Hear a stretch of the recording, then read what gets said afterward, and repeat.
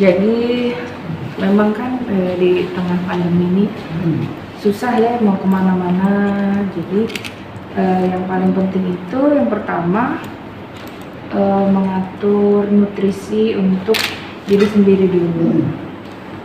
Kalau untuk diri sendiri ya nutrisinya baik harus menjaga makan bergizi dan seimbang. Terus harus dari obat-obatan secara farmakologis juga harus diperhatikan.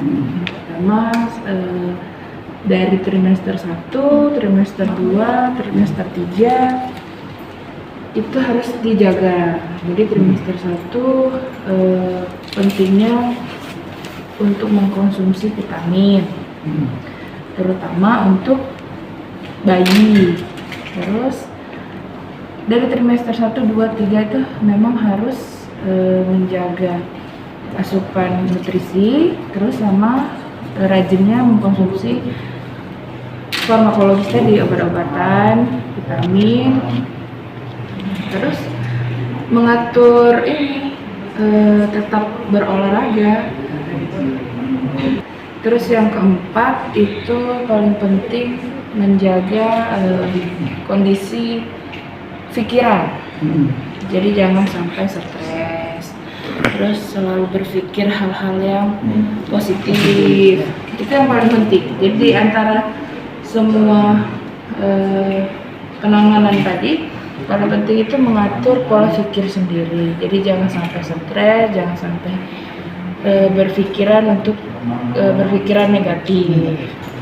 Kalau tradisional sejauh ini yang sampai sekarang saya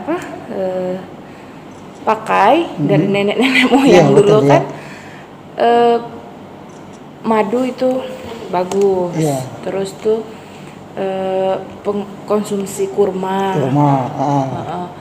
Terus telur ayam kampung yang setengah matang untuk sumber protein. Terus dicampur dengan lemon sama teh ya, teh lemon yang dicampur madu. Terus itu bagus. Terus konsumsi kacang hijau, bubur kacang hijau. Itu bagus juga. Jadi memang selama masa pandemi ini yang saya lakukan ya memang mengatur pola makan tadi, mengurangi karbohidrat, mengurangi makan yang manis-manis misalnya. Kalau jamu-jamu itu kurang ya. Tapi ya karena memang kalau secara medis untuk mengkonsumsi jamu itu tidak diperbolehkan dulu selama kehamilan. Ya. Karena takutnya terjadi ada hal-hal atau efek samping dari jamu ke bayi. Karena ada beberapa kasus kan seperti ada yang saya temui dulu waktu masih koas ya. Itu ada pasien dengan tanpa tempurung kepala pada bayi ya. Saat di anamnesis pada pasien, ternyata pasiennya sangat hobi untuk mengkonsumsi jamu selama kehamilan.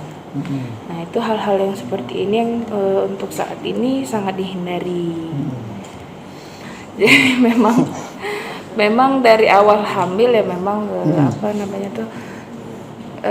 saya tidak membatasi diri untuk stop aktivitas. Karena kembali lagi ke pikiran tadi, karena kalau kita pikir yang negatif, ujung-ujungnya jadi negatif ya.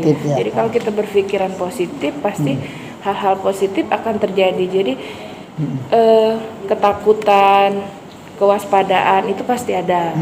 Apalagi trimester awal kan rentan bayi untuk mengalami keguguran. Tapi ya kembali lagi itu pikiran positif tadi. Jadi enjoy setiap aktivitas yang dilakukan itu. Alhamdulillah berjalan lancar. Dan yang paling penting kembali lagi tetap menjaga pola makan, yang selalu berpikiran positif, dan berdoa. untuk seluruh masyarakat Banyuasin lah ya, tetap harus menjaga protokol COVID. Terus harus menuruti himbauan pemerintah. Seperti jangan berkerumun massal. Kalau memang mau pergi keluar rumah harus menggunakan masker, hand sanitizer harus siap sedia. Kalau mau ke pasar kan, di pasar kan sudah disediakan apa namanya tuh, tempat cuci tangan. Nah, harus cuci tangan sesudah belanja dan sebelum belanja. Seperti itu. Dan untuk yang saya himbau juga untuk ibu-ibu hamil atau ibu-ibu yang sudah mendekati kelahiran, untuk tetap bersemangat, jangan jadikan hambatan untuk beraktivitas selama hamil. Jadi tetap semangat, tetaplah berpikiran yang positif. Jangan lupa subscribe, share, komen, dan like ya.